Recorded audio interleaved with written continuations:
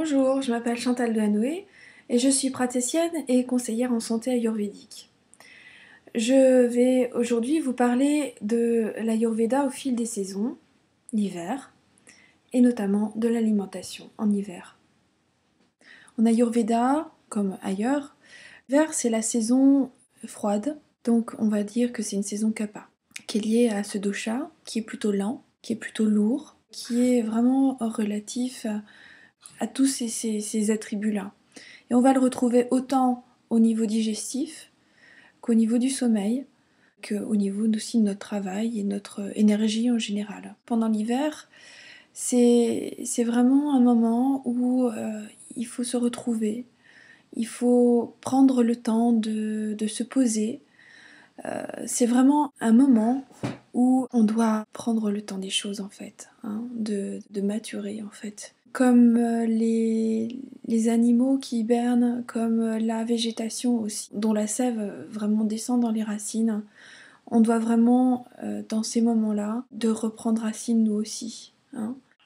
Donc ça sert à rien d'aller à droite et à gauche, de courir dans tous les sens, de s'agiter, puisque de toute façon, on va plus s'épuiser qu'autre chose. Voilà.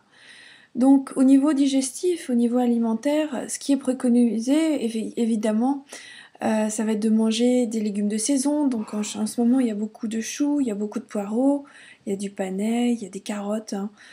On les fait cuire à la vapeur, puisqu'il faut manger chaud pour contrecarrer justement la froideur de l'hiver. On va faire des céréales à côté, complètes ou demi-complètes, suivant effectivement votre dosha principal. Essayez de manger jusqu'à satiété, mais pas au-delà. Faut pas avoir la peau du ventre bien tendue comme le petit Jésus, hein. Donc éviter ces lourdeurs qui peuvent justement favoriser des siestes qui sont pas forcément très utiles quand on est dans cette période-là de l'année. Favorisez justement des légumes de saison, faites des soupes le plus possible pour avoir suffisamment d'apport hydrique et de fibres, puisque le transit aussi va être lent. Et forcément, on va le retrouver au niveau de l'élimination qui va se faire beaucoup plus lente que pendant les autres saisons. Ce qui est préconisé aussi, c'est toujours d'apporter un petit peu d'onctuosité selon votre dosha principal. À savoir que le ghee, qui fait partie d'une vidéo que j'ai déjà éditée récemment, donc le beurre clarifié, est l'un des meilleurs corps gras que vous pouvez utiliser dans votre cuisine, puisqu'il ne va pas rancir, il ne va pas tourner, il ne va pas se transformer. Vient l'huile de sésame, qui est très bonne pour la cuisson. Il vaut mieux éviter de prendre les autres huiles, puisque quelle que soit l'huile que vous allez utiliser, elle va s'oxyder dès que vous allez l'ouvrir. Donc le mieux, c'est aussi de les conserver au frigo, hein, le plus possible, une fois qu'elles sont ouvertes. Et une fois qu'elles sont entamées, de les utiliser pendant le mois qui suit. La plupart du temps, on les met au-dessus de la gazinière, dans un placard, mais le problème c'est qu'elles s'oxydent très vite, et comme elles s'oxydent, du coup ça va libérer les radicaux libres qui sont pas bons pour la santé. Donc le mieux c'est voilà, d'utiliser ces deux corps gras dont je vous ai parlé, si vous voulez vraiment prendre l'huile d'olive à ce moment-là, assaisonner, mais après la cuisson. Ensuite, faites vos expériences, essayez de voir ce qui est mieux d'utiliser en premier, ce qui est plus digeste en premier pour vous. Il y a certaines personnes qui aiment bien commencer par des fruits, voilà, plutôt que de terminer par un fruit. Il y a d'autres personnes qui aiment bien manger un fruit après le repas.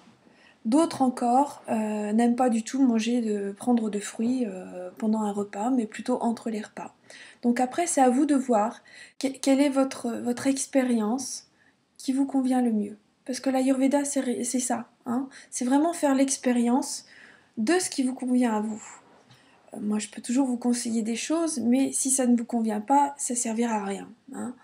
Donc, suivez vraiment votre intuition, ce qui vous convient réellement, et vous verrez ensuite ce qui est vraiment bénéfique pour vous, hein. Ensuite, ce qui est important, en tout cas, c'est de manger de toute façon un peu de tout, hein, et de voir effectivement quel aliment principal est le meilleur pour vous, hein.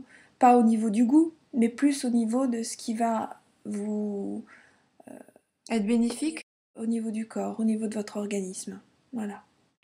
Si vous souhaitez recevoir des conseils plus adaptés et personnalisés au niveau de l'Ayurveda par moi, c'est tout à fait possible via Skype. Mon nom Skype est Chantali Chanty. Si vous le souhaitez, c'est possible de me retrouver aussi également par mon site internet www.leganesha.com.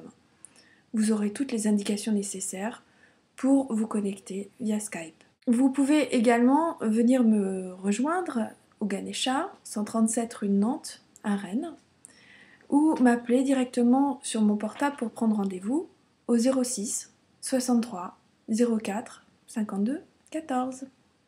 À bientôt!